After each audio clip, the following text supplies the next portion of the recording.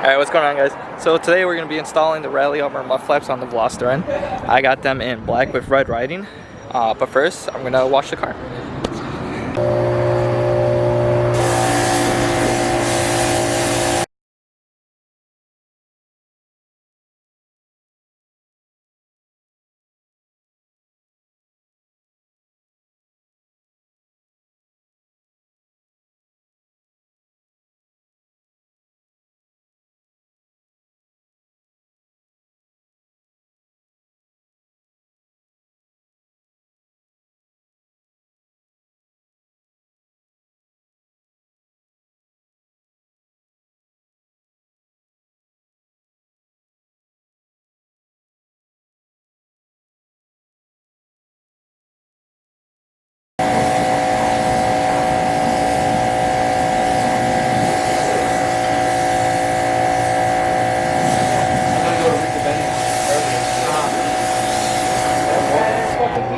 Alright, so the car's all cleaned up.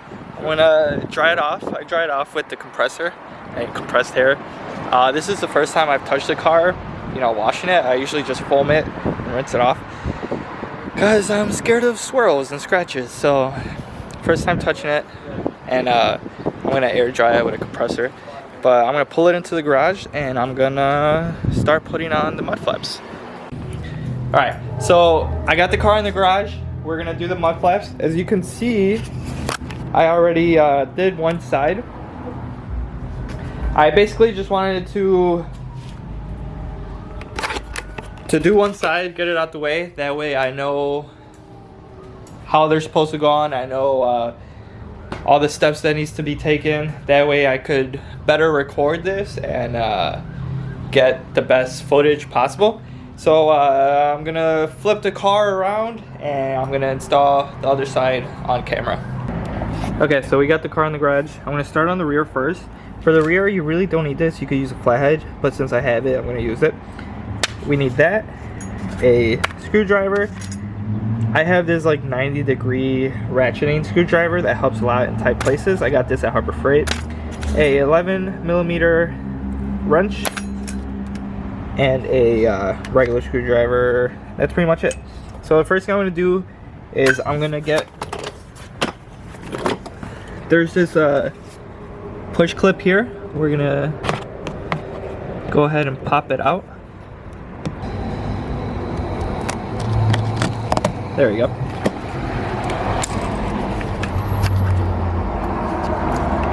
So now that this is off, like I said, you could just use a flathead and stick it in there, pry it apart. But now that that's off, we're gonna put this mount on. Alright, so the threaded part goes away from the car towards the middle. The screw has a washer on this side, so go ahead and feed it through. And then we put the washer on the other side as well. And we add the nut.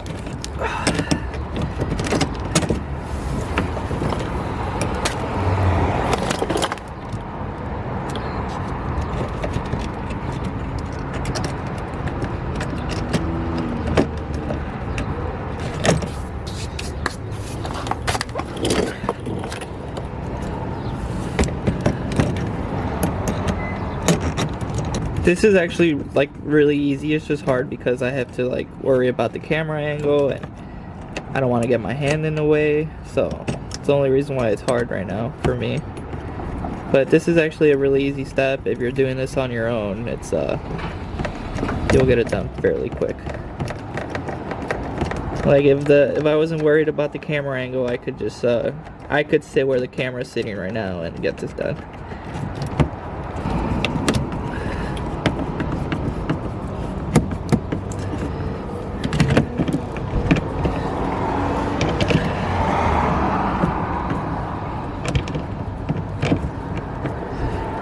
Just make sure that's nice and snug. Alright, and then we're done with that step. So you could see there's a screw, the nut, and the mount goes perfect with the back side there.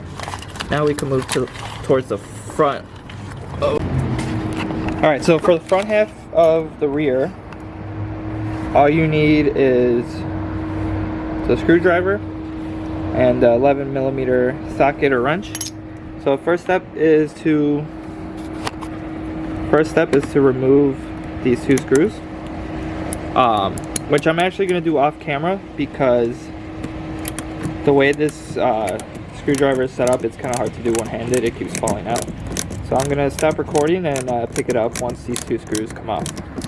Alright, so once the two screws are off, what you want to do is you want to get a rag with some type of like cleaning spray on it and wipe off the area where the screws go into. Because your next step is to mount these two foam pads on top of the holes. So you want to kind of just line it up by eye and then just put it on there. I'm sorry it's so dark. I didn't think about this when I was parking the car.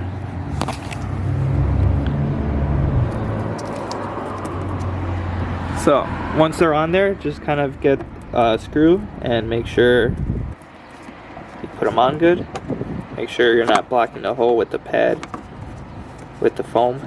Alright, so we're good. Next step is to get your hardware. So what we need for the rear are the two screws. Each screw gets a washer. And then there's these round spacers that go on the back side. And then a locking nut with one washer. I grabbed the extra washer. So what you want to do is put the back threaded part on. Let that kind of hang. Grab the round washer. Feed the screw first. Feed the washer on the other side. Go up to the hole and kind of hand tighten it.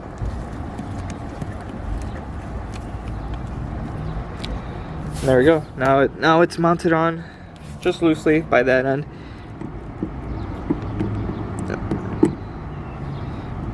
Now I could get the other screw, feed it through, put the circle washer spacer on, and hand tighten that. Get the last washer. Get the locking nut. Hand tighten it. And that's pretty much it. The mud flap has a lot of movement. So what you want to do is you kind of want to go to the back and eye it out. Like I said, I already have that one mounted. So I'm just gonna copy it and try to make it seem still pretty even. I like my mud flap sticking in as much as possible, but by doing that, it makes it look like it's crooked on the outside. So I'm gonna go and mess around with that. I'll be back. All right, so the rears are all tightened up and ready to go. This is how they look from a rear end angle. I am not a fan. Honestly, I don't like them. The reason why is it sticks out too far here. And I just don't like that look. I think I'm gonna, in the future, I'm gonna revisit this and either extend the mounting points, like make the hole bigger so I could push them in more, or just drill out, or either cut this to like match the body line, or make new holes or something. But I just don't like how far out it sticks. I don't know, it just doesn't look right. It is what it is, I guess. It sucks that I'm gonna have to revisit this and modify the mounting holes or the flaps to make them fit the way I like, but we're gonna move on to the front side, I guess. Alright, so I went back and I kind of adjusted them. I pushed in the top half more, but that kind of made the bottom half kind of look crooked. So I don't know, I'm not really I don't really like the way they look. I'll probably be taking them off in the future, but for now, for this trip, they're gonna stay on. I just don't want rocks going everywhere, and because these are some pretty sticky tires, honestly, and I just don't want rocks going everywhere and possibly chipping my paint and I'm going with a bunch of friends. I don't want to throw rocks up on their cars, so at least for this trip, they're gonna stay on. So I'm gonna come up to the front. The front is kind of difficult. It's definitely different than the rear. It's a lot harder. So the first step you want to do is turn the wheel towards the side you're working on. So I'm going to turn it towards the left.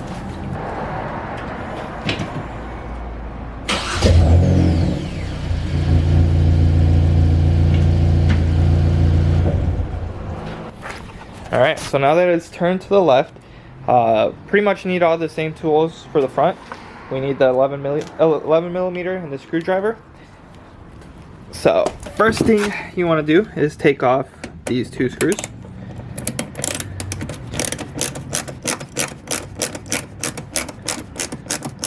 It's a lot easier to work with in the front just because the wheel's turned. So able to remove these screws a lot faster. Unlike the rear, you are going to reuse these screws, so make sure you don't lose them. Make sure you put them in a safe spot.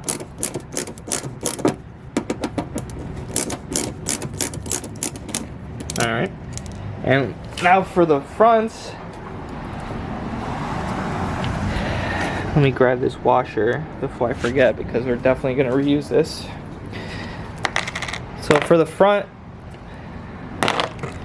we're going to use 4 washers. This two locking nuts, this huge mount, this sticky foam pad, and these long foam pads. The first step is you want to put this fat foam pad on the top.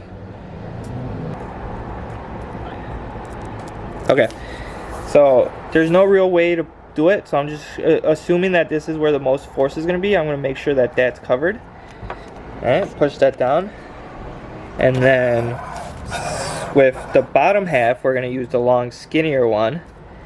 Same thing, make sure it's above those threads there.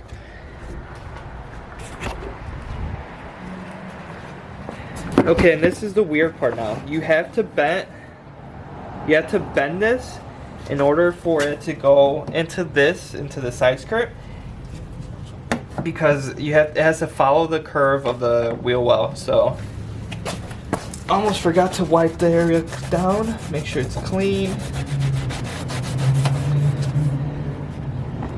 Okay, so yeah, so you have to kind of bend this forward,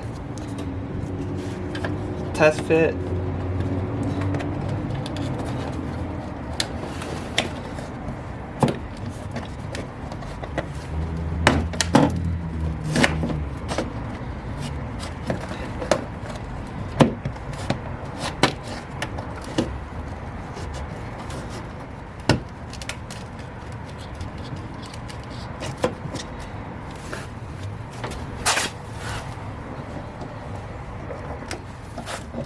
Push this back. Okay, so this has to be pushed back a little bit.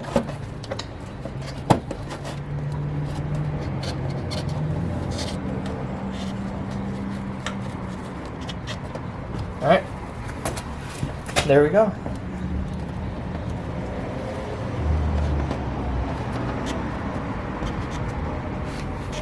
That went a lot faster than the other side. Hopefully, I didn't check to see if the camera angle was good, but hopefully that caught it.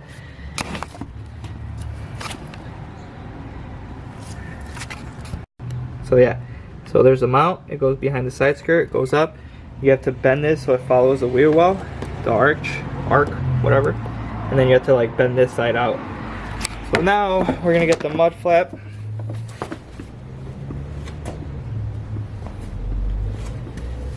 Kind of rest that on the threads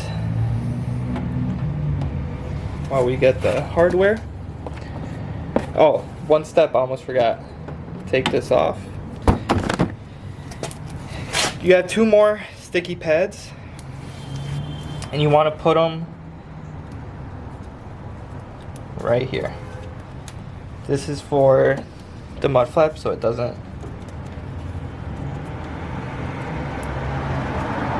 have too much of a gap between the mount and the fender.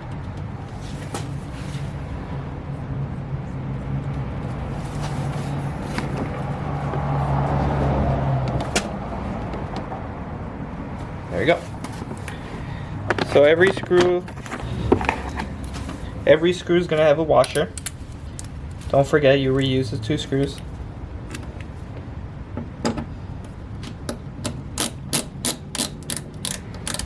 Kind of just lightly tighten that down.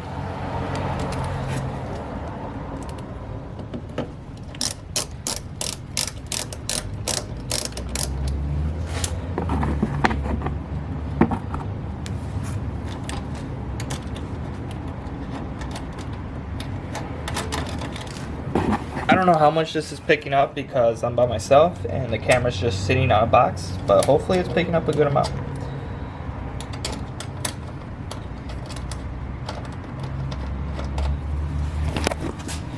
Alright, so the same thing, we're going to adjust the mud flap.